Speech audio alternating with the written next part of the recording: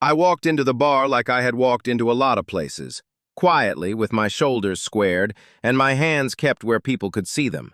The door shut behind me with a soft thud, and the sound carried farther than it should have. Warm light hit the room in pools, amber over the tables, pale neon behind the bottles, the TV in the corner playing something loud enough to be ignored. I didn't come in looking for trouble. I came in because after work, my mind needed a short break from the same walls and the same sounds. The place was called Jackal's. At least that's what the sign said, though the bar itself never felt like a hunting ground to me. It felt like a waiting room for men who were between one shift and the next, between 1 year and the next.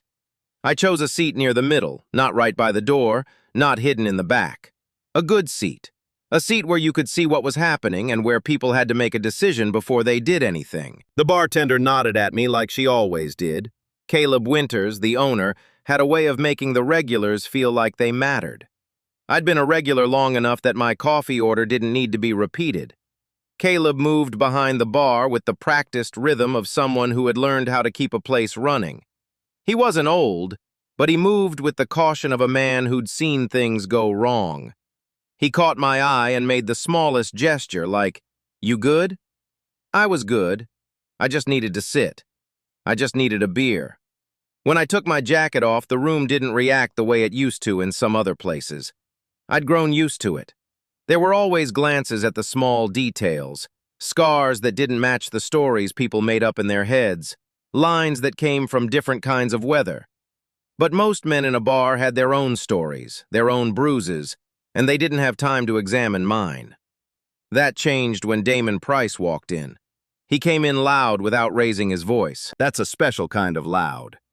He had a way of taking up space as if it belonged to him.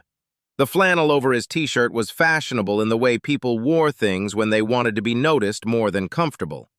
His laugh hit the room and bounced off the walls. He didn't look around like he was scanning for a familiar face. He looked around like he was checking who was watching. His friends trailed behind him, 2 of them, both trying to match his pace but not quite pulling it off. Damon pointed at a table, then changed his mind and waved them toward the opposite side, closer to where the bartender was. His eyes slid across the room and landed on me. I didn't flinch. I kept my hands on the bar. I kept my face neutral. That's something I'd learned early. The minute you react, you give people permission to keep pushing. Damon's gaze lingered longer than it needed to.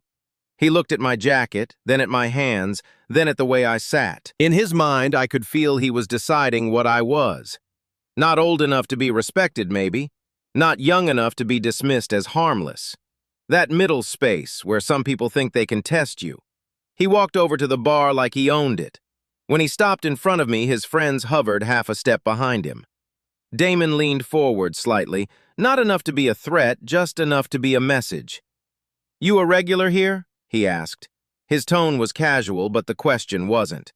It was the kind of question you asked when you wanted to make someone answer in a way that showed you were in control.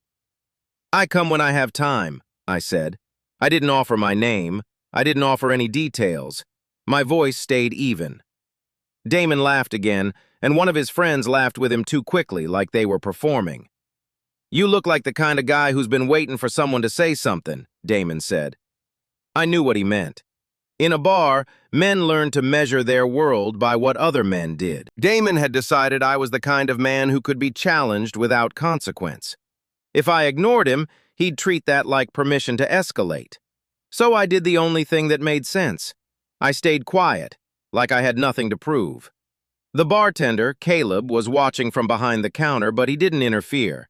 He didn't look alarmed. He looked prepared. That made me respect him more. People who run places understand patterns. Caleb had probably seen plenty of storms that blew in with loud men and blew out with quiet apologies. Damon turned his head slightly toward one of his friends. "Tell me you see that," he said. "Yeah," his friend replied. He searched for the right word like it didn't matter what it was as long as it put me below them. "He's got that retired look." The word retired landed heavy. Not an insult you could point to, but a judgment you could feel. I looked past them at the beer taps. A calm focus. Let your eyes rest where nothing is happening. That's what keeps people from pulling you into their noise. Damon noticed I wasn't giving him the reaction he wanted. He tapped my jacket sleeve with one finger, not touching my skin, just close enough to say, "I can." "Hey, old-timer," he said. He said it like he was testing a line. He didn't know I was used to lines. I didn't look at his finger. I didn't look at his face. I just said, "What do you need?" That question changed the temperature in the space between us. Not because it was harsh, but because it was controlled. It implied he wasn't the center of the room. Damon pulled back a little as if I'd surprised him by not playing the part he wrote. He smiled anyway.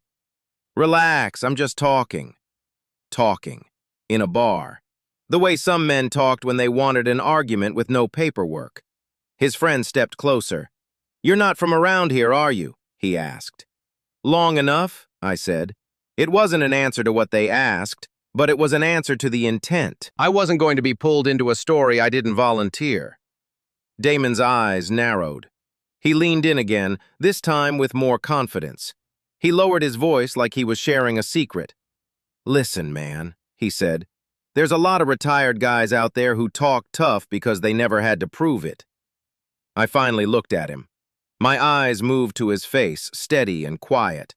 The room felt smaller for a moment, like everyone pretended they weren't watching while they watched. "I don't talk tough," I said. "You don't?" Damon asked. "No," I replied. Damon's smile fell. He gestured vaguely with his hand at my jacket.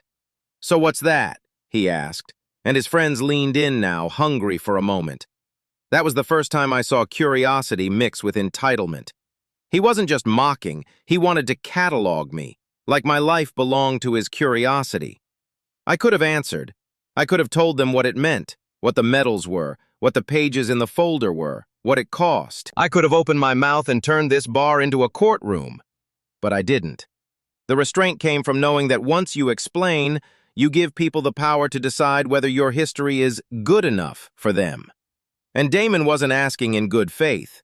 He was looking for a reaction he could use like fuel. So I did something else. I reached into my jacket pocket and pulled out a small wallet.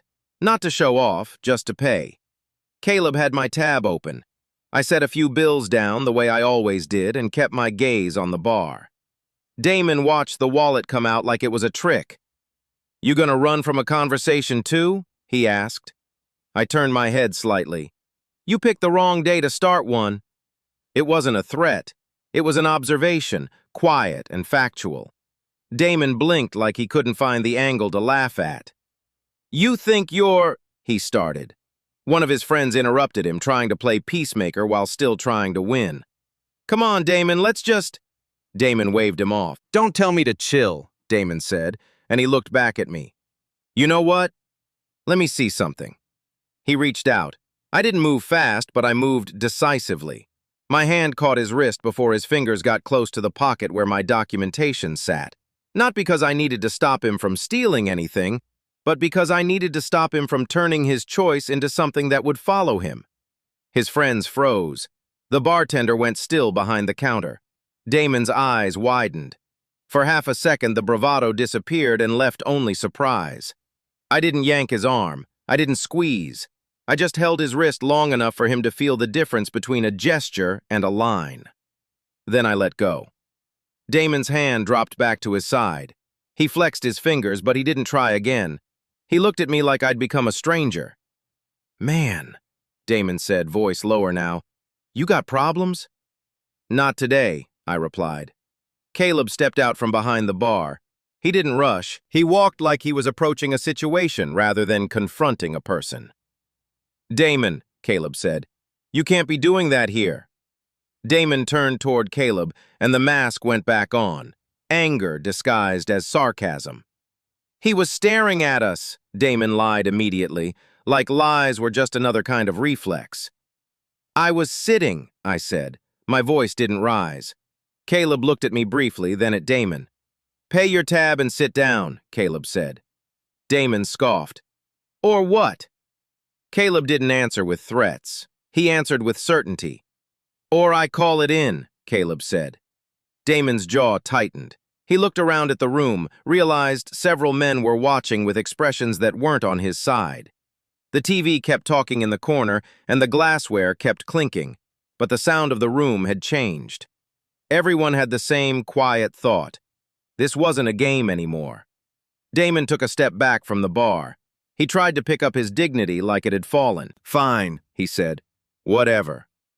He pulled his friends with him toward their table. The chairs scraped. Damon sat hard like the chair owed him something. For a minute it looked like the storm had passed. Then Damon's pride found a new direction. He stood again, shoulders stiff, and walked back toward me. This time he held something in his hand, a folded piece of paper. I didn't move. Caleb's eyes narrowed from behind the bar. "Damon, don't." Damon ignored him. He put the paper down on the space between us like it was a dare. "You keep a wallet full of medals, old man?" Damon asked. "Let's see it." He had no right to say it like that, no right to reduce what I wore to something theatrical. But he said it anyway. The room held its breath. I felt my own anger rise, not hot, not reckless, but clear. The kind of anger that wants to correct the record. The kind of anger you can't waste on people who aren't asking questions, just swinging for attention. I reached into my jacket pocket and pulled out a folder instead of the medals themselves. It wasn't big. It wasn't dramatic. It was paper and plastic sleeves, edges worn from being carried. I placed it flat on the bar. Damon's eyes went to it. His friends shifted forward. I didn't speak. Damon laughed once, short and sharp. "So what, your paperwork?" Still, I didn't answer. I opened the folder to a page that already sat near the front. It wasn't about proving myself. It was about setting something on the table that couldn't be argued with. The first sheet was thick, official, with stamps and signatures that didn't look like something a person faked in a basement. It had dates and unit information, the kind of detail that doesn't belong in a story anyone makes up to feel important. Damon squinted. He read only a few lines, then looked up at me like he expected a punchline. "This can't be real," he said. His friend beside him leaned closer. "Dude, that's—" But his voice trailed off. He didn't finish. Some men don't finish when they realize they've walked into something they can't control. I turned a page. There were ribbons, too. Not the colorful kind you see in movies as decoration. These were awards tied to specific actions and the kind of service you don't brag about. The page had the names printed in a way that made the room quiet. I watched Damon's face as he processed what he was seeing. He wanted it to be a costume. He wanted it to be a lie. But the records didn't care what he wanted. Caleb's hand stopped moving behind the bar. His expression shifted from "manage the situation" to something closer to disbelief. A man at a nearby table stopped mid-sip. A couple of patrons turned their bodies slightly, as if a better view would change what they were witnessing. Damon looked at the awards again, then at the dates, then at the unit line. His mouth opened as if to speak, but nothing came out at first. He tried again. "Where'd you get that?" That question wasn't curiosity anymore. It was denial. I didn't answer. I closed the folder gently. Not slammed, not dramatic, just controlled. Then I slid it across the bar toward Caleb. Caleb reached it like it was something delicate. When his fingers touched the paper, he didn't flip through like a fan. He held it steady and read the top line. He swallowed. That's not something you—" Caleb started. His voice caught. He looked at me and I saw the conflict in his eyes. Respect and uncertainty. The kind of uncertainty that happens when you've spent your life believing people, but here the evidence is too direct. Caleb didn't ask for more. He didn't interrogate. He only looked at Damon. "Ask him his name," Caleb said. Damon scoffed again, but it sounded weaker now. "I don't need his name." Caleb's tone didn't rise. It hardened. "Then you're about to learn why you do," Caleb said. Damon stared at the folder again. His bravado had nowhere left to hide. He looked at me like he was trying to read my face for a trick. "What unit are you with?" he demanded. That was better than the earlier question. It was finally in the right direction. Not "prove it to me," but "what is it?" I kept my expression neutral.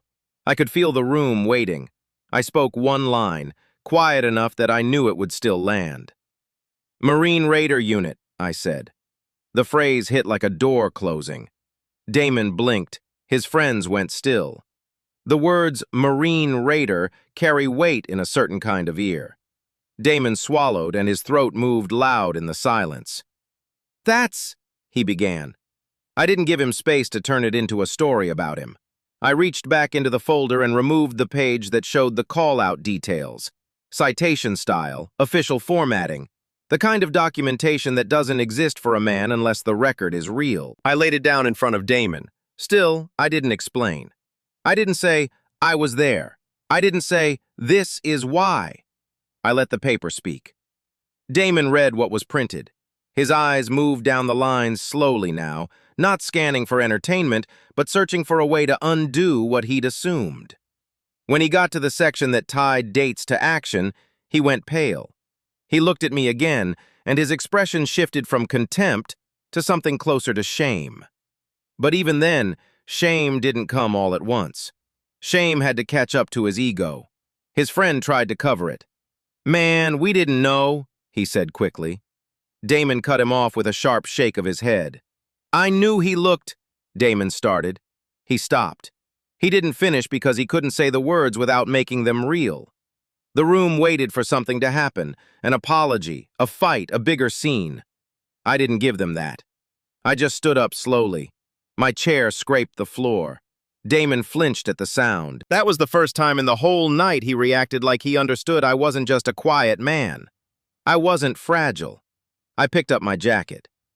"Where you going?" Damon asked. His voice held a faint edge of panic. I looked at him. "To the door." That was all. Caleb stepped around the bar. "You don't have to," he started. "I do," I replied. Not because I needed to leave in punishment, but because leaving was the only way to ensure the night ended with dignity instead of spectacle. I walked toward the exit. Damon's friends watched. The men at the tables looked down at their drinks like they were embarrassed to be caught staring. At the doorway, Caleb called out quietly, "Wesley." My name. I paused and looked back. Caleb held the folder with both hands. His voice was steadier now. "You don't have to prove anything in here, but I want to know if you're okay." I nodded. "I'm fine." It wasn't a lie, it was the truth. Caleb hesitated, then asked, "Do you want someone to keep it quiet?" I shook my head once. "No," I said. I didn't want his pity. I didn't want his fear. I wanted the night to return to normal, but the record to stay corrected. I stepped outside into the evening air. The street was cooler than the bar. Cars passed on the main road like nothing had happened, like the world didn't know a lesson had just been learned inside those walls. I didn't feel victory. I didn't feel triumphant. I felt tired in the way you feel after you prevent a problem instead of creating one. I walked to my car, unlocked it, and sat for a moment with my hands on the steering wheel. Behind me, I heard Caleb close the door. The muffled sounds of the bar resumed their ordinary rhythm. Laughter without cruelty, clinks of glass, someone asking for a round. I drove home. But the story didn't end there. You'd think the room would return to normal and forget. Most people do. They have short memories when the lesson is uncomfortable. Yet that night lived in Damon Price's mind. I knew because I kept seeing the same car parked outside my place a few days later. I knew because when I walked to the corner store, a familiar flannel looked over the top of a rack of chips. He didn't come right up. He didn't approach like he wanted forgiveness. He approached like he was afraid he'd messed something he couldn't repair. When he did speak, it wasn't loud. "Mr. Carter," Damon said. The honorific surprised me. Damon didn't use that kind of language unless he meant it. I kept my posture neutral. "What do you need?" He took a breath like he was preparing to say something he'd rehearsed on the drive over. "I looked it up," he said. I didn't ask what he meant. He could talk himself into the truth if he wanted. "I saw the citation," he continued. "The dates, the unit." He hesitated and his voice softened. "I didn't believe it when you put the folder down." I watched him. The store's fluorescent lights flattened the world into detail. His hands looked restless, like he'd been holding tension for days. His eyes weren't arrogant anymore. They were worried. "I'm not asking you to forgive me," Damon said. "I'm asking, can I apologize, right?" There was no bitterness in his words. That was what made it real. I nodded once. "You can." Damon swallowed. "I was wrong," he said. "I thought you were just some old guy who wanted attention. I thought you were hiding behind paper." He didn't say medals. He didn't say awards. He said paper, as if admitting that word meant he understood how cheap his earlier thoughts had been. "I wasn't safe to you in that moment," he added, "and I embarrassed myself in front of people who didn't deserve it." The redemption wasn't him becoming a new man overnight. Redemption was him taking responsibility without trying to bargain it into something softer. I didn't offer a long speech. I didn't explain why it mattered. In that moment, I only said, "Next time, don't decide before you know." Damon nodded hard, like the advice was a sentence he needed to remember. "I kept thinking about Caleb, too," Damon said. "He told me to sit down. He told me not to." He looked down at his shoes. "I didn't listen. I thought I could win by pushing." Now he sounded like a young man trying to learn a lesson that men usually only learn after consequences. "He didn't stop you," Damon said, "because he knew you could handle it, but you didn't have to." I understood what he was pointing at. Restraint. Not because I was weak, not because I needed approval, because dignity was easier than chaos, and truth was stronger than theater. I nodded once more. "All right," Damon said. "That's all I wanted." He backed away like he didn't want to overstay. Then he turned and left the store aisle quietly. After that, I heard other things. At Jackal's, someone told Caleb that Damon had asked for a copy of the event so he could read it again. Another person said Damon paid for a round of food for the staff. Not as a bribe, not as a performance, just as a way of giving something back after taking something. I didn't ask for details. I didn't need them. My life went on. Then, weeks later, a letter arrived at my place. It wasn't handwritten. It wasn't anonymous. It was official. When I saw the return address, my chest tightened. I set it on the kitchen table and stared at it for a long time, not out of fear, but out of the habit of letting paperwork sit until you're sure it's real. I opened it carefully. It was an acknowledgement request, verification for public recognition. I hadn't requested anything. I hadn't posted. I hadn't gone hunting for attention. The letter referenced the documentation from the bar. It referenced a correction to something that had been delayed for years. It asked for confirmation so a service record could be recognized properly. I read it twice. Then I read it a third time, slower. The words didn't ask me how I felt. They only confirmed something that had always been true. What I'd done had never needed permission to be real. I sat back in my chair and listened to the refrigerator hum. Outside, a neighbor's lawnmower started up and drowned the silence. I didn't feel anger that day. I felt something closer to relief.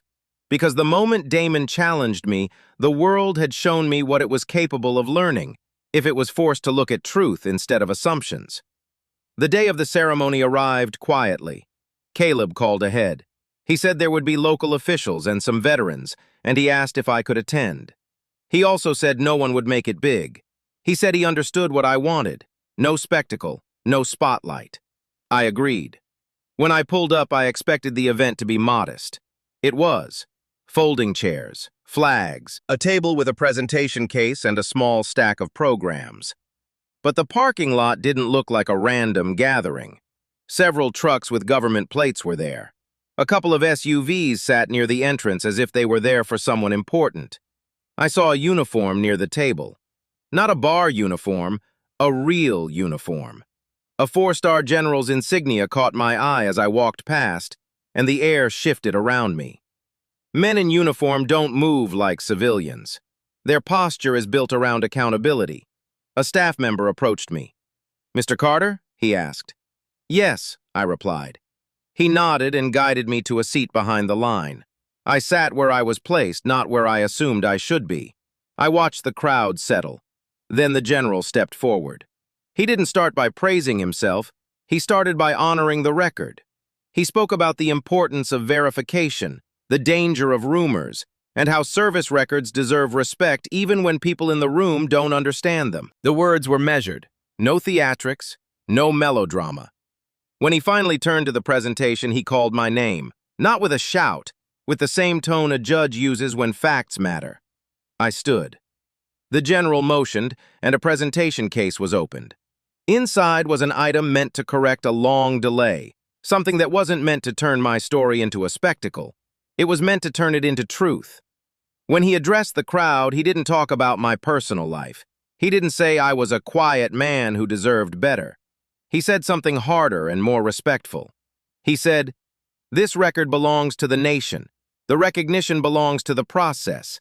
The dignity belongs to the veteran." The room went still. I felt it in my bones, the quiet, attentive respect of people who finally understood that restraint had been the point. That my refusal to brag wasn't emptiness, it was professionalism. After the general finished, people stood and clapped, but not like they were clapping for entertainment. They clapped like they were confirming they'd learned. I stepped forward to receive the acknowledgement. I didn't smile big. I didn't wave. I only held the moment with the same careful hands I used at the bar. I kept my face neutral because my life wasn't a stage. Then it was over. People began to talk quietly to each other. Some veterans approached me with cautious nods. Not big speeches, just small acknowledgments. I saw Damon Price in the crowd. He looked different from the way he looked in the bar. Less swagger, more stillness. He was standing a few rows back, his hands clasped in front of him like he was afraid to interrupt. When the crowd began thinning, Damon stepped forward toward me. He didn't rush. He didn't try to get in close. He stopped at a respectful distance.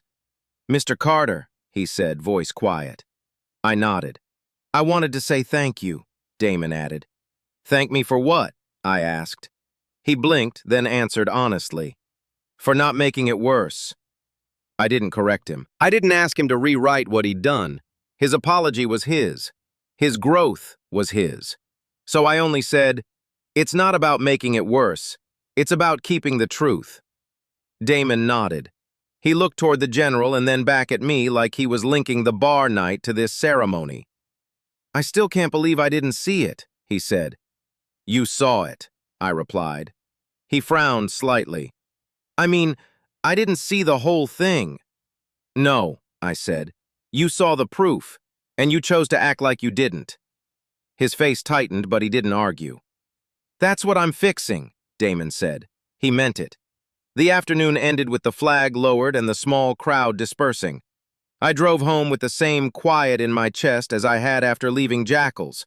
But this time, it wasn't just relief. It was closure.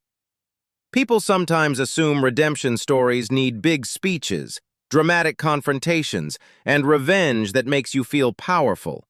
But the truth is more grounded. The truth is that sometimes the most powerful moment is the one where you refuse to become the kind of person you're being provoked into becoming. I didn't win by hurting anyone.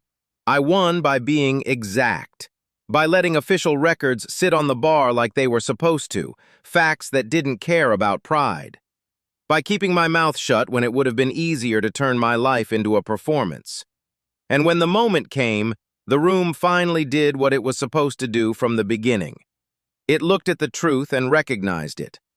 Afterward, I heard Damon tell someone else what happened. He didn't exaggerate. He didn't embellish. He only said, "The man didn't brag. He didn't explain. He just put the proof down." That was the real ending. The bar didn't become a battleground, it became a lesson. And the veteran who was underestimated didn't have to become loud to be heard.